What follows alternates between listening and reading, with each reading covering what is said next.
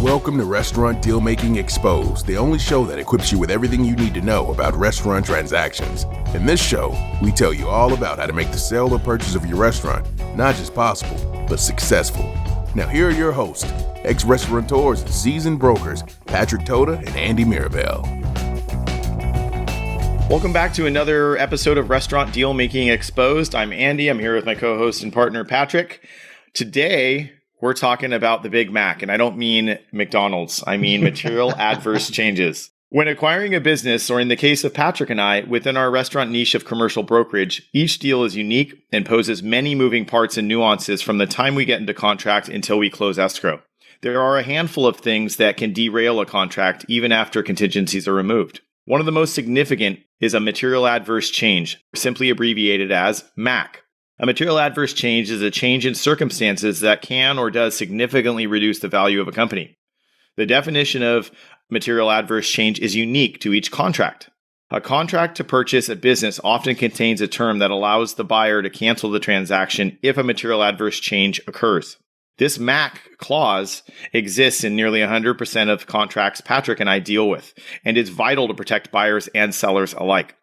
Purchase agreements or contracts may provide that either party to the transaction can cancel if a material adverse change significantly reduces the value of the other party or of the business. Many of our transactions require a long period of time between the signing of a contract and completion of the transaction. For example, time may be required to obtain approvals of the transaction by government agencies, lenders, or others. Until the transaction is completed, the companies involved go on about their daily business and are subject to risks. When a party to a contract claims that a material adverse change had occurred and refuses to complete the transaction on that ground, the other party may disagree and litigation may ensue. In short, a material adverse change is no small matter. Rather, it can be a Big Mac. Haha. Okay, enough McDonald's references, Patrick, right? Yeah, I like that McDonald's reference. That's pretty good. Yes, we're going to have them as an advertiser soon so we can make some money.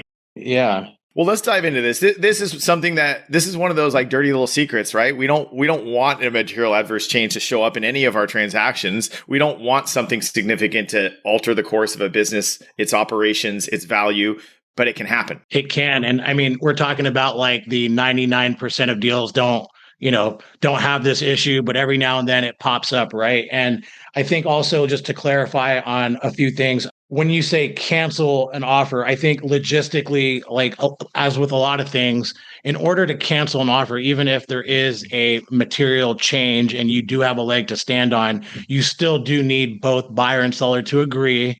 And if that doesn't happen, you have to go to mediation, which is not great for anybody. So I think it's, logistically, it's always important to talk to clients and let them know exactly how the contract actually performs.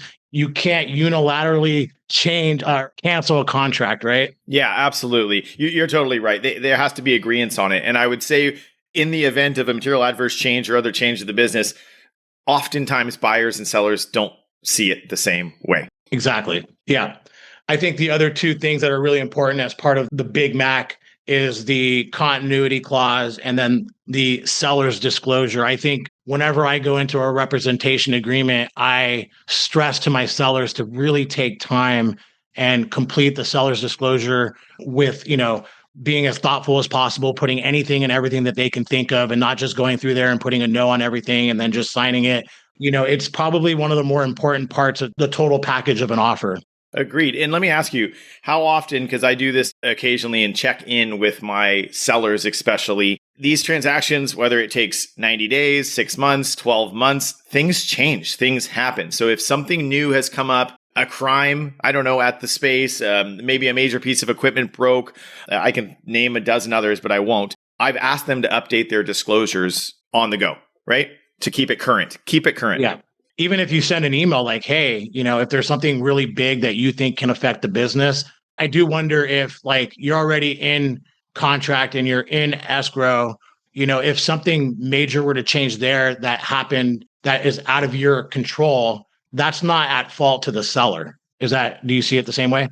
I do see it the same way. This is where it gets sticky, right? What if it has a major impact on the business and the future performance of the business? Yeah, I mean, that happened to me with the pandemic, for instance. I was in escrow, deep into escrow, like a few weeks from closing.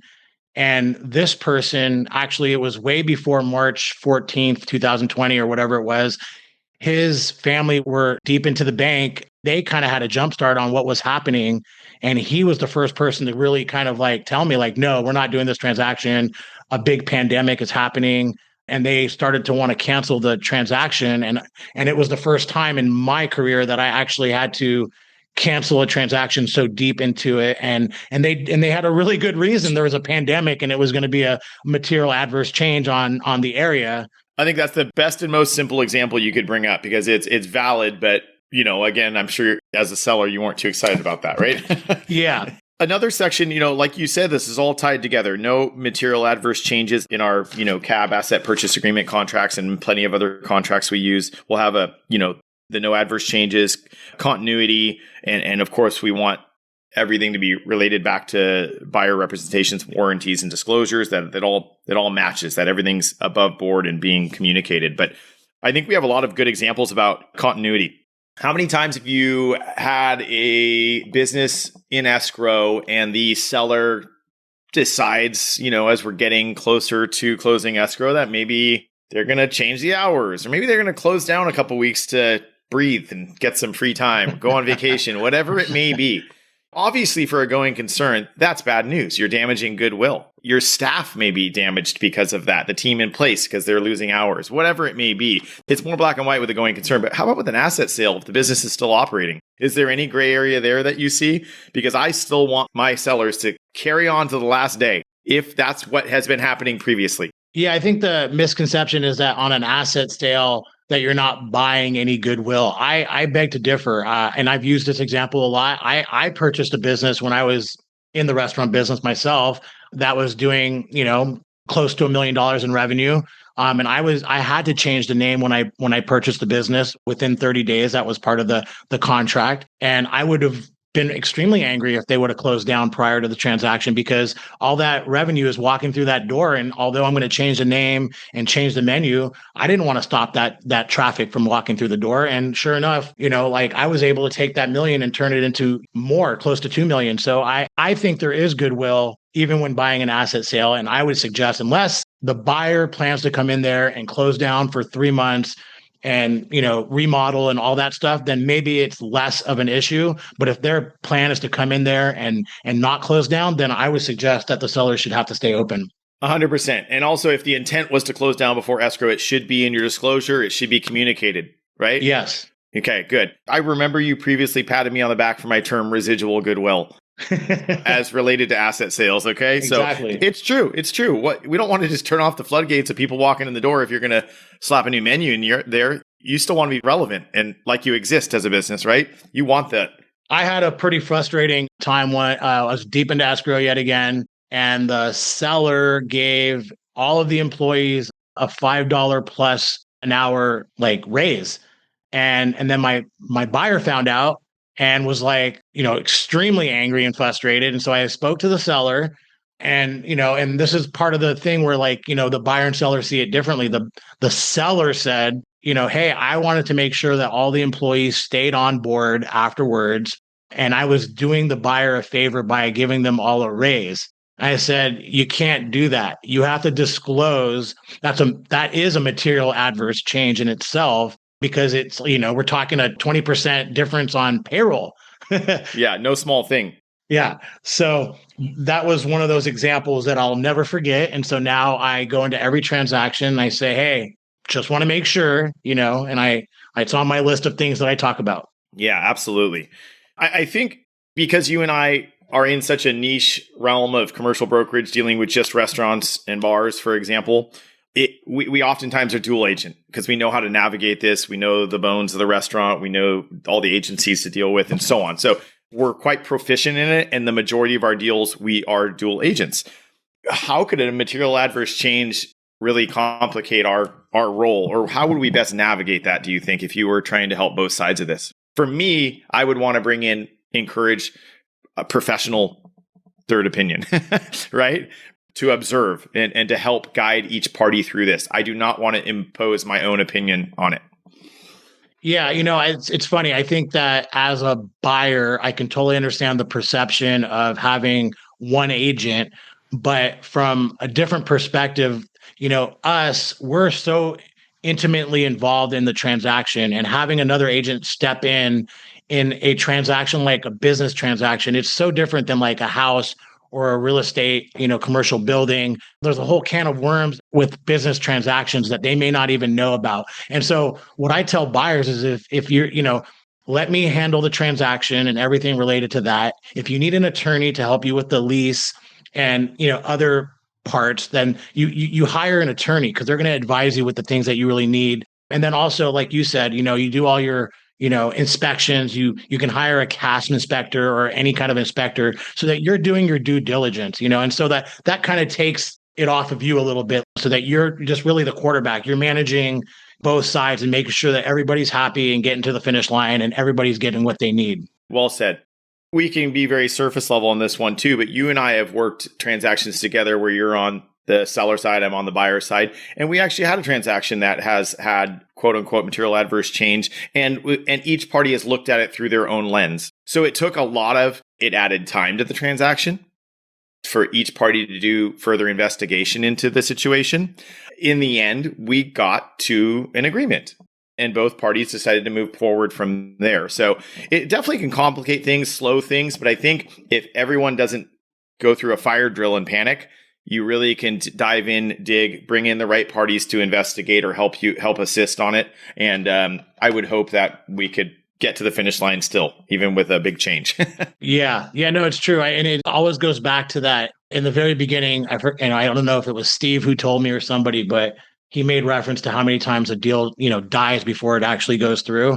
And I can't tell you how many times that's actually come true. It's just like you think that potentially this could be the thing that cancels the deal. But there's always, as long as both sides stay reasonable and willing to make it work, there's a way to make the transaction happen, but it takes dedication and everybody being reasonable and calm about everything. Yeah. And emotions come into play on this. There's a lot of emotions with selling your business and stuff. But I think if we give people time, it typically works out. So yeah, we got through it. We're good guys, Patrick. We did it. So let's go back a little bit. I think it's really important to kind of reiterate or conclude on the points of how to best avoid, adverse changes or any non-disclosures that could alter or derail a deal. How can we best help our clients avoid these things? Yeah, I mean, it's all about really thorough disclosures. I have a recent example of someone who had a loan on the business, didn't disclose that.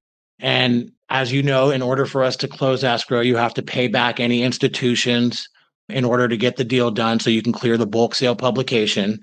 And they not only refused to do that, but insisted that the buyer should sign a indemnification as if that was like a solution that the seller thought was okay for the buyer because they were accepting responsibility, which is true. But as I was telling my seller, I said, logistically, that's true, but they still have to go through the process of spending money on an attorney and going potentially to court to protect themselves. Who wants to do that, right? Yeah. And so not only did they not disclose that and assume that the buyer would just take the indemnification, and then when that became, something that they were not able to pay back, it derailed the deal and they didn't disclose that. And the buyer was like, I want out of this transaction. And the seller did not want to cancel the deal. And it took some time and finagling and maneuvering to finally get that deal to cancel, unfortunately. I mean, obviously we're always trying to get deals done, but in the end, you have to do what's the right thing. Not to the detriment of our clients, right? Yeah. They also were randomly closing down during the week because of employee issues and such like this. And so there was a whole material adverse change situation going on as well. So it was a hard deal, one of the more frustrating deals that I had, and it was really unfortunate. Yeah. Is there anything to be said for specific language obviously we want specific and really direct language in any of the purchase agreements that we're assisting on, but is there any carve out language that we could think of that may help navigate a change in the market, a sudden change in the market, a natural disaster comes to mind in certain areas? We don't go that deep on a lot of our contracts, but I think in very specific situations, it would be appropriate. I have a business for sale on the riverside on a dock. That comes to mind. Things could change. It's in a flood zone, all those things. I mean, that would be something that I would recommend that the client, be advised by an attorney. That becomes like above my pay grade personally. But yeah, depending on where you are and what your situation is, again, it goes back to the disclosures. Like if you're in a flood area, if you're on the Russian River, for instance, I may say like every 5 years, there's a chance that there's a flood. Some are small, some are big, just so that you've done everything. There's no such thing as over disclosing. In fact, I think it's better to be that thorough because then it shows that you're being as thorough about it as possible and that you're not hiding anything. Got it. Okay. I don't know, Patrick. I mean, I think that you and I survived one of these situations. We still love each other. We really want to just impress on people that it's really the disclosures in the beginning and there's no over disclosure. Over disclosure is okay in our book. So it'll help avoid some of these things down the line. It seems like restaurant owners just want to like get through that document as quickly as possible. And I'm like, I won't even send it through DocuSign. I'm like, no, you have to like literally go through it and be as thoughtful about each and every one of those answers as possible. Like, please spend some time on this. It's true. Take your time. Good. All right. Well, we don't need to talk about Big Macs anymore for a while. And, I'm more curious. It's summertime. We haven't recorded an episode in a while. And did you do any fun cooking experiences over the summer, Patrick? I know you're in San Francisco, so it's cold and foggy, but I'm curious to know if you had anything fun for the summertime. Yeah. I don't even know. I mean, what did I do that was fun? I don't know. But I will mention that I did go to Thomas Keller's new burger spot, which is in Napa area. And I have to say, it's a pretty damn good burger. Do they have something for people who don't eat meat? They have a lobster roll. No way. Okay, I'm in. And totally. Let me just say that the lobster roll was $29. Okay. That's a steal. It's an absolute steal. And I was like, the burger was very inexpensive. And I'm like, there's a strategy going on here because most lobster rolls that I see on menus in San Francisco are like in the $40 range. And they're like 2.5 ounces of lobster. Yeah. So I don't mean to, try and give Thomas Keller more business and everything, but like it's a good burger. I assume their lobster roll is good as well. And it's inexpensive, which is fantastic. I hope Dylan and Tyler from Woodhouse aren't listening to our podcast. No, I'm just kidding. I love those guys and they have a good lobster roll. But let me ask you, I mean, you went to Outside Lands, given our last episode. What was your favorite meal? Let me put you on blast real quick. I had 2 tween girls with me running around, so I was feeding them as much junk food as possible. Okay. For me, I think Kayo had an amazing poke bowl. It was so fresh and so bright, and that's so hard to do in a festival setting. I loved that. So that one really just stood out for me. I mean, there was caviar on corn dogs. You name it. It was pretty cool. Wow. Yeah, absolutely. Yeah. So anyways, I might head to the Thomas Keller's place this weekend. It's my birthday, and I'm not telling you guys numbers or decades, but I'm heading out to the Napa area for a quick getaway. And just a little known fact, both my wife and Andy have the exact same birthday. Yeah, she's much better looking than me and looks younger than her age, okay? So, all right, you guys. Well, until next time, we'll have an exciting topics for you guys to listen to and some new fun guests. So tune in to Restaurant Deal Making Exposed next time.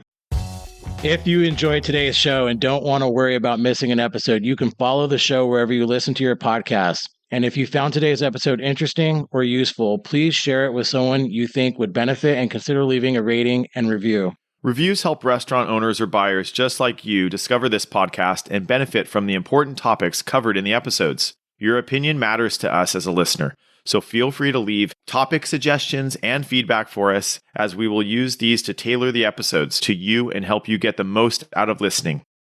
Thank you all for listening to this week's episode of Restaurant Deal Making Exposed. If you're considering selling your business and would like a free consultation, reach out to Patrick and Andy at therestaurantsalesbroker.com or visit www.therestaurantsalesbroker.com to learn more.